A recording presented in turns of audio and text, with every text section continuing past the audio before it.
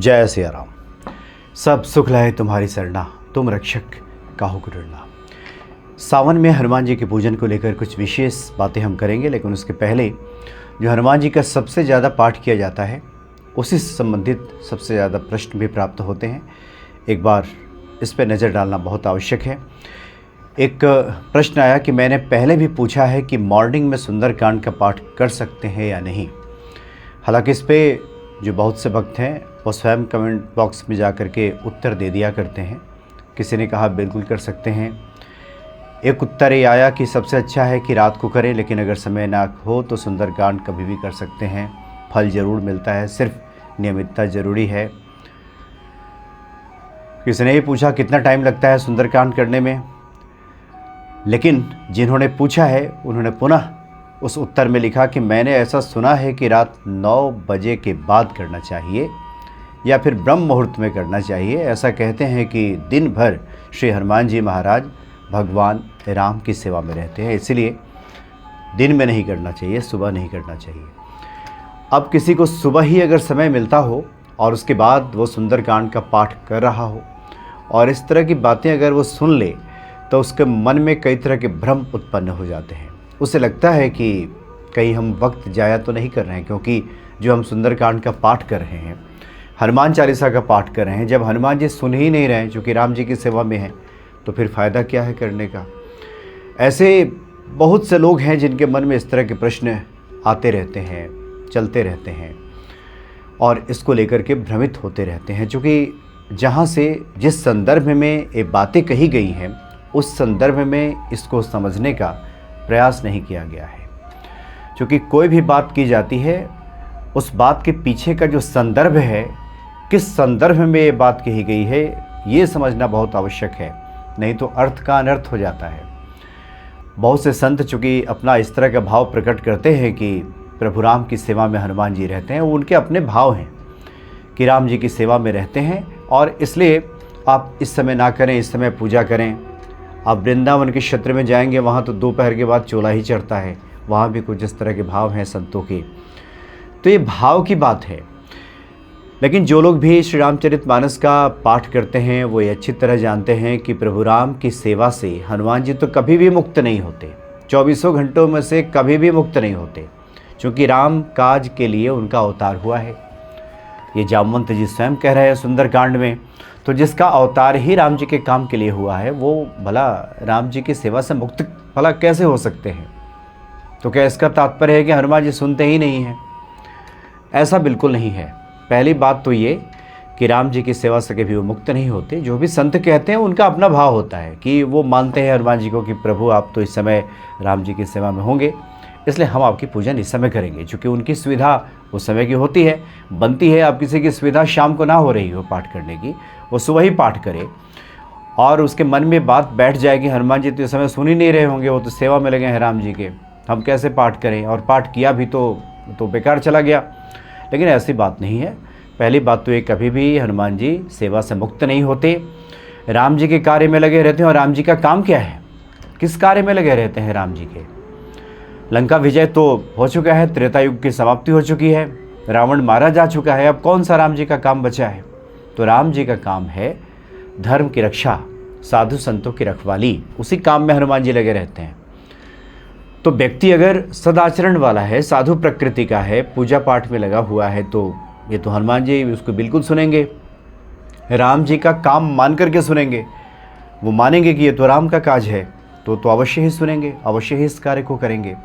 इसलिए जो लोग भी सद आचरण करते हैं, पूजा पाठ करते हैं, भलाई का काम करते हैं, साधु प्रवृत्ति के लोग हैं, उनकी हनुमान जी हर घड़ी सुनते हैं, राम जी का काम मान के सुनते हैं। और राम जी का वचन है कि निश्चरहीन करो मही, भुज उठाए प्रण किन्ह। ये भुजा उठा करके प्रभु राम ने प्रण किया है कि हम निश्चर से हीन कर देंगे, निश्चरों को मिटा देंगे इस पृथ्वी से। यही काम है राम जी का और इसी काम में लगे रहते हैं हनुमान जी, उनके कार्य को पूरा करते हैं। इसलिए कोई भक्त अगर संकट में हनुमान जी को कभी भी पुकारता है तो हनुमान जी सुन लेते हैं। इसलिए आप सुबह पूजा करें, ब्रह्म मुहूर्त में करें, दोपहर में करें, शाम में करें, रात्रि में करें, हर घड़ी सुन रहे हैं और कई कई रूपों में। इसके पहले वाली वीडियो में हमने चर्चा की थी कि जहाँ जहाँ राम जी की कथा होती है वहाँ वहाँ अश्रुपूरित नेत्रों से बैठ करके हनुमान जी कथा सुनते हैं। 1000 जगह कथा चल रही हो तो 1000 जगह हनुमान जी उपस्थित हो जाते हैं। उनके लिए तो ऐसा है ही नहीं कि एक काम में लगे हैं तो दूसरे काम के बारे में वो सुन नहीं पाएंगे, वो ऐसा तो है नहीं। इसलिए आप निश्चिंत होकर के भक्ति भाव से और हर प्रकार के भ्रम को मिटा करके ये मान लीजिए कि आप जब भी हनुमान जी को पुकारेंगे वो सुन लेंगे। अब रही बात अलग अलग समय की, इसलिए बात की जाती है, जैसे कोई रात्रि में अगर पूजन करता है, कोई साधना करता है, कुछ विशेष उसका प्रयोजन है, मनोरथ है, तो रात्रि में शांति रहती है। तमाम तरह के कार्यों को निपटा करके व्यक्ति स्थिर चित्त होकर के पूजन करता है। स्थिर चित्त से पूजन करने से, ध्यान की एकाग्रता से और रात्रि के उस शांत और स्तब्ध कर देने वाली जो अवस्था होती है, उसमें व्यक्ति एकाग्रता जल्दी प्राप्त करता है ईश्वर के साथ और उसके मनोरथ जल्दी सिद्ध होते हैं। जैसे जैसे दिन का कोलाहल चढ़ता है, जैसे जैसे भीड़ भाड़, शोर शराबा और उसके बाद तमाम तरह के प्रपंच, तमाम तरह की बातें, तमाम तरह के कार्य व्यक्ति के दिमाग में जब हावी होने लगते हैं तो पूजा करता है तो बहुधा वो स्थिर नहीं हो पाता। इसलिए विशेष साधनाओं के बारे में रात्रि की बात की जाती है, ब्रह्म मुहूर्त की बात की जाती है, तो विशेष फल प्राप्त हो जाता है अमृत बेला में। सुबह सुबह कोई करे, रात्रि में करे 9-10 बजे के बाद, लेकिन ऐसा नहीं है कि दिन के 8 बजे करेंगे, 9 बजे 11 बजे करेंगे तो हनुमान जी सुन ही नहीं रहे। ऐसा बिल्कुल नहीं है। इस प्रकार के भ्रम से बाहर निकले। जहाँ कहीं भी आपने सुना है वो गलत नहीं सुना है आपने, लेकिन जिस संदर्भ में ये बातें कही गई हैं उस संदर्भ में समझने की आवश्यकता है। उसे संतों ने स्वयं कहा है। वृंदावन के बहुत से संत हैं जो दोपहर के बाद ही हनुमान जी के पूजन करते हैं। क्यों? भाव है उनका। ये भाव की बात है, ये शास्त्रोक्त बात नहीं है, भाव दशा की बात है। और भाव में तो सब संभव है। भाव दशा में तो संतों की अपनी अपनी भाव दशा, उस भाव दशा में अलग अलग प्रकार से लोग पूजन करते हैं, मानसिक पूजन भी करते हैं। तो ये स्थिति रहती है। इसलिए निश्चिंत होकर के हनुमान चालीसा या फिर सुंदरकांड का पाठ या हनुमान जी का कोई भी पाठ किया जा सकता है। एक हम अभी सावन का महीना चल रहा है, मंगलवार और शनिवार का कुछ विशेष उपाय अगर हनुमान जी का किया जाए तो हमें विशेष फलों की प्राप्ति हो जाती है। मंगलवार को चूड़ा चढ़ा लें, गुलाब की माला हनुमान जी को अर्पित कर दें। इसकी बातें हमने पिछली बार की थी। और एक गुलाब तोड़ करके लाएं और जो विशेष मंत्र है राम रामेति रमे रामे मनोरमे शस्त्र नाम ततुल्यम राम नाम वरानने, इसका आप कर लें। ये हमने पिछली बार बताया था। एक और उपाय है जो मंगलवार को किया जा सकता है। मंगलवार को हनुमान जी के मंदिर पहुंच करके हनुमान जी से प्रार्थना करें। जो भी कठिनाई है, परेशानी है, हनुमान चालीसा का पाठ कर दें और राम रक्षा स्तोत्र का पाठ करें। और शनिवार को भी अगर करें, शनि जनित पीड़ा है तो उससे भी छुटकारा मिल जाता है। दूसरी बात यह है कि धन समृद्धि की अगर कमी रहती है तो बड़ का जो पत्ता होता है, बड़गद का, स्नान आदि क्रिया से निवृत्त होकर के हम एक बड़ का पत्ता लेकर के आएँ, गंगा जल से उसको धो लें, साफ़ कर लें, हनुमान जी के सामने कुछ देर वहाँ पे रख लें, प्रार्थना कर लें, हनुमान चालीसा का पाठ कर लें और वहाँ से वो पत्ता उठा करके उस पर हनुमान जी के सिंदूर से ही श्री राम या सीताराम लिख लें और लिख करके अपने धन स्थान पर अगर रख दिया जाए तो इससे श्री की वृद्धि होती है, धन धान्य की वृद्धि होती है। साथ ही शनिवार को एक और उपाय किया जा सकता है जिससे शनि जनित पीड़ा दूर हो सकती है। और संभव हो जो लोग रोज़ जलाभिषेक करते हैं भगवान शिव का, प्रतिदिन भी कर सकते हैं। भगवान शिव को जल चढ़ाने के बाद दारिद्र्य दुख दहनाय नमः शिवाय का जप कर सकते हैं और उसके बाद फिर वहीं बैठ करके घी के दीपक जला लें, वहाँ रख दें। और जहाँ पे हनुमान जी तो रहते ही हैं, जहाँ शिव जी का मंदिर है वहाँ हनुमान जी भी रहते हैं, तो वहीं कहीं पे बैठ कर के शिव चालीसा का पाठ कर लें और हनुमान चालीसा का पाठ कर लें।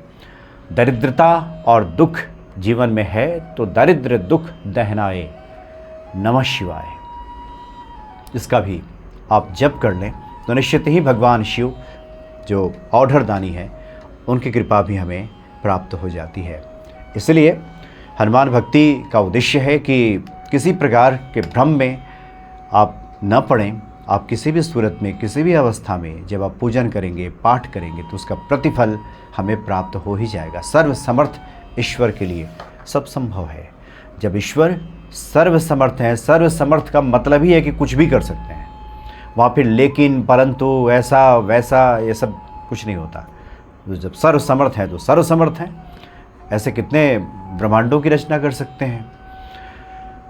पूरा जो विधि का खेल है वो सब बदल सकते हैं, अरे कुछ भी कर सकते हैं। इस भाव को समझ जाने की आवश्यकता है, क्योंकि जैसे हमारे भाव बनेंगे, हमें लगेगा कि नहीं कर सकते तो नहीं कर सकते, अगर हमें लगता है कि कर सकते हैं तो कर सकते हैं। लेकिन हम ही अब समझेंगे कि लगता है नहीं सुन रहे हैं तो नहीं सुन रहे हैं। इसलिए भाव की आवश्यकता है। वो सिर्फ पत्थर की मूर्ति नहीं है। जब हम मंदिर में दर्शन करने के लिए जाते हैं, आप समझें कि साक्षात वहाँ पे विराजमान हैं, कण कण में विराजित हैं ईश्वर, और प्रेम से वो प्रकट हो जाते हैं। हरि व्यापत सर्वत्र समाना, और प्रेम भीतर है व्यक्ति के तो वो प्रकट भी हो जाते हैं। प्रेम माध्यम है उनको प्रकट कर देने का। तो इस प्रकार से हनुमान जी का उपाय करें सावन में, और किसी प्रकार के भ्रम में रहने की आवश्यकता नहीं है। आप सुंदरकांड पढ़ें, हनुमान चालीसा पाठ करें, कोई पाठ करें, जब फुर्सत मिलती हो तब करें, जब जैसी प्रेरणा मिलती हो ईश्वर की उस अनुसार करें। सब सुमंगल होगा, सब सफल होगा।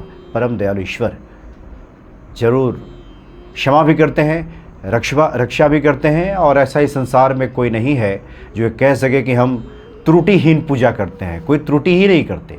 अगर ऐसा होता तो फिर क्षमा प्रार्थना की क्या आवश्यकता थी। इसका मतलब है कि हम मनुष्य हैं, त्रुटियां हो सकती हैं।